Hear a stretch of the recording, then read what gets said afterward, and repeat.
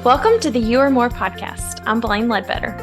And I'm Laken Stewart. If you're looking for an authentic community that shares the truth of the gospel and the truth about life, you've come to the right place. We believe that you are more. You're more than motherhood, more than your ministry, and more than your career. Grab a cup of coffee and listen in to hear the truth about what it means to find your identity in Christ through every season of life. Welcome to the You Are More podcast.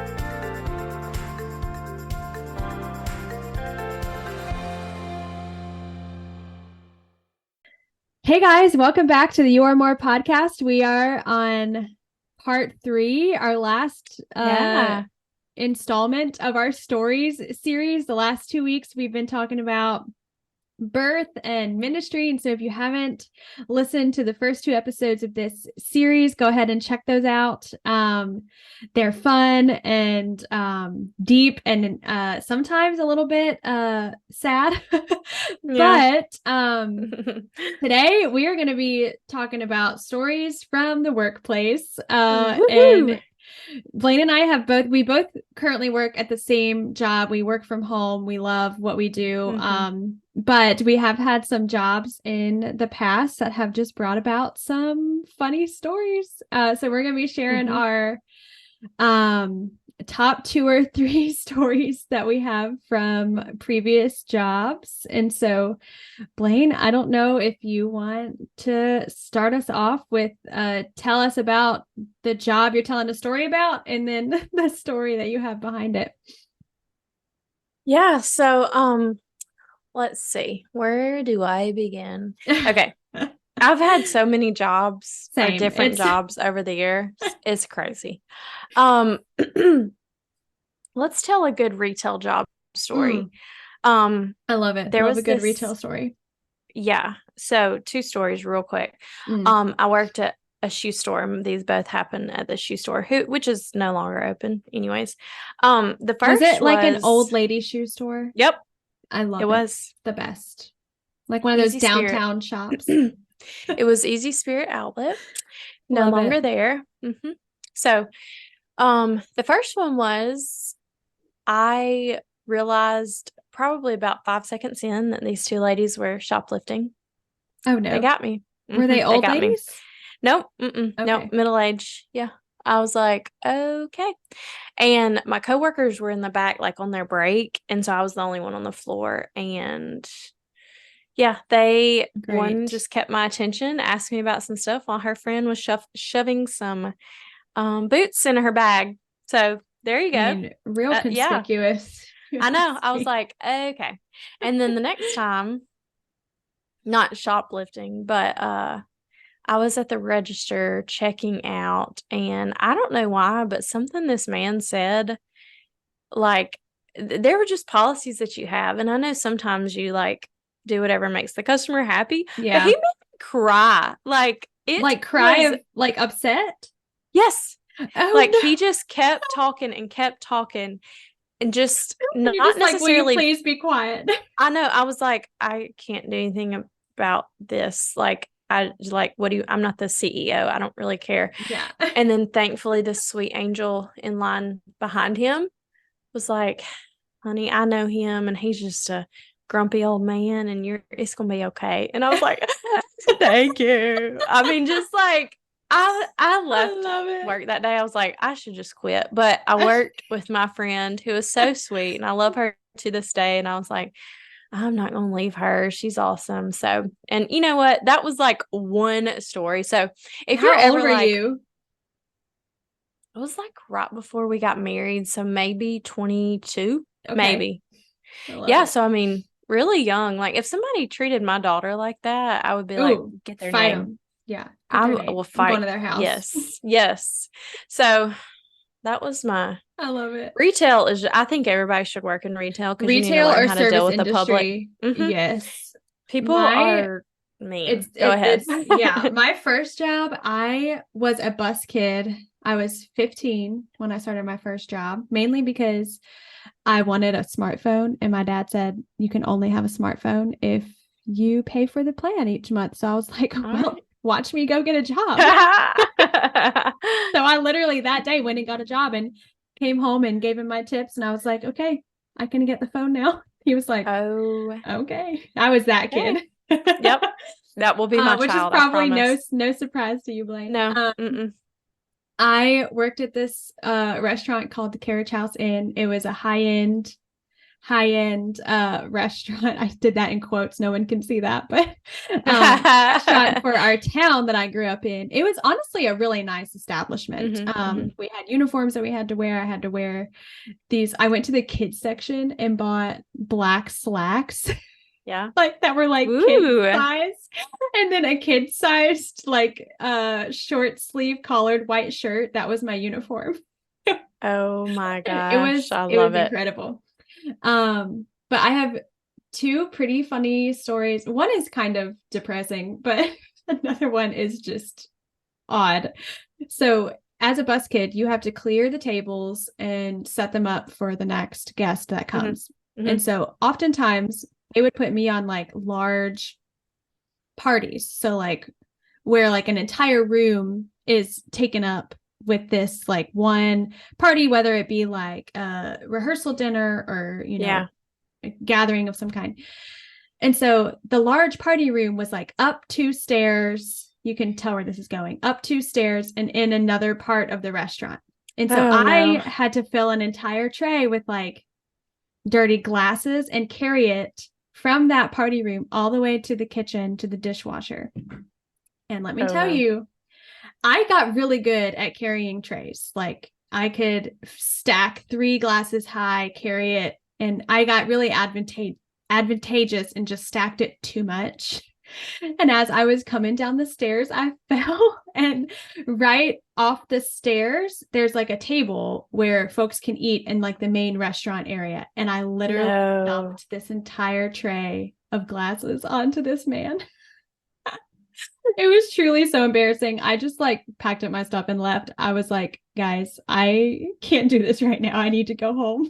Oh my gosh. And then another incident was every Thursday, the Lions Club of Northern Frederick County, Maryland would come and eat at our restaurant. And this experience turned me off to the Lions Club, truthfully. I tripped over a chair and landed on this old man, and he was like, honey, you can fall on me anytime. And that was like my first experience with like someone saying really inappropriate things to like a teenager. My gosh. And I was mortified. I just packed up my stuff and I said, I can't work for these people anymore. I'm gonna go. Oh my gosh. Wow. It was truly awful. But no. Wow. Yeah, those were my 2. I have many more stories from my first job as a bus kid, but those are the 2 that stand out the most. I did work every holiday: Thanksgiving, Mother's Day, New Year's Eve, gosh, Christmas Eve, every holiday. So I did really wanted that smartphone. Yeah, I did one. So it was so crazy. My husband and I worked retail around the same, it was the year before we got married. So like our first like Black Friday experience.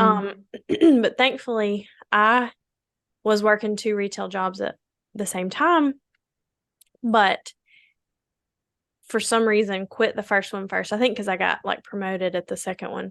So I was like, I can't do both at the same time. Yeah. And yeah.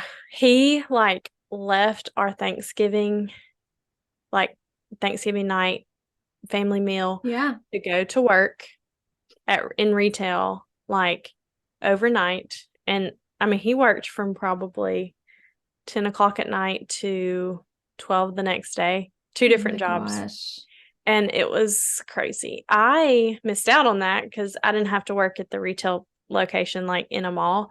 And so the other job, actually, we didn't open till like 7 or 8. Like it was a Black Friday sale, but we kind of staggered the sales. It really didn't matter. Nobody was rushing through the door. Yeah. Was this the shoe store? Yes. And so thankfully I didn't have to like deal with that craziness of like working holidays all the time, and the store closed the next year. Like right after we got married, which worked out very well because yeah, we just I didn't have to worry about that during school. But Yeah. I also worked in the medical field, and anyone who's listening, thanks to HIPAA, I can't really share anything, but just know that if you work in the nursing home, we could all write a book on how crazy that could be. I mean, you name it, I probably saw it, heard it. Oh gosh. It was insane. You worked in a nursing home? Worked in a nursing home because Bless. physical therapist assistants can work nursing home, hospitals, outpatient clinics, some like larger, like automotive industries have their own physical therapist assistants like on site. wow. So if you think about stuff like that.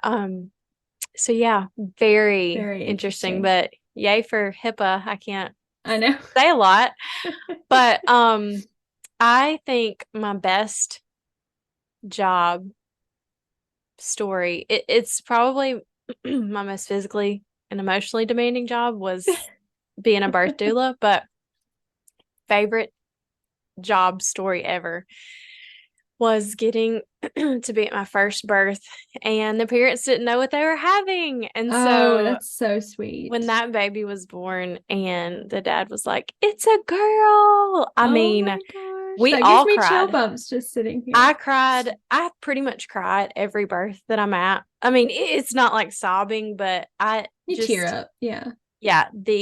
There's no comparison to any Mhm. experience like seeing a child. And obviously, if you've had a child, that's definitely an experience, but like getting to be on the outside and seeing parents become parents for the first time, it's just my favorite. But it's a very physically and emotionally demanding job. I mean, I'm like out of commission for like 2 days after a birth, so that's why that's on hiatus. Yeah. But yeah, I've been anywhere. Let's see. I worked at the concession stand of our local Parks and Recreation Department. Oh yeah. You probably saw so many fun things. It was a great first job. Like, I kind of hope my kids get to do that because I worked for a great guy who he's now in heaven. He passed away from cancer, I think, a couple of years ago. But it was just, it was he was a great first boss. Like, love it.